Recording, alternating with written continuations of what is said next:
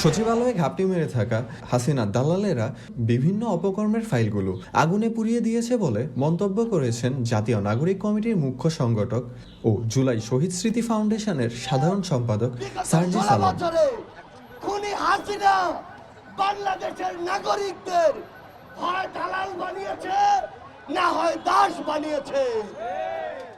আমলাতন্ত্র ও প্রশাসনে যেসব চাটার দল এখনো ঘাপটি মেরে লুকিয়ে আছে তাদের শেকড় থেকে উপড়ে ফেলতে হবে বলে হুঁশিয়ারি দেন তিনি। করে বলতে চাই, আমরা অনেক সহ্য করেছি, আমরা আমাদের জায়গা থেকে সর্বোচ্চ উদারতা দেখিয়েছি। আমরা দেখেছি এই অভ্যুত্থানের পূর্বে কারা কতটুকু এই অভ্যুত্থানকে সমর্থন করে। বৃহস্পতিবার দুপুরে নিজের ভেরিফাইড ফেসবুক আইডি থেকে দেওয়া এক পোস্টে তিনি এই মন্তব্য করেন।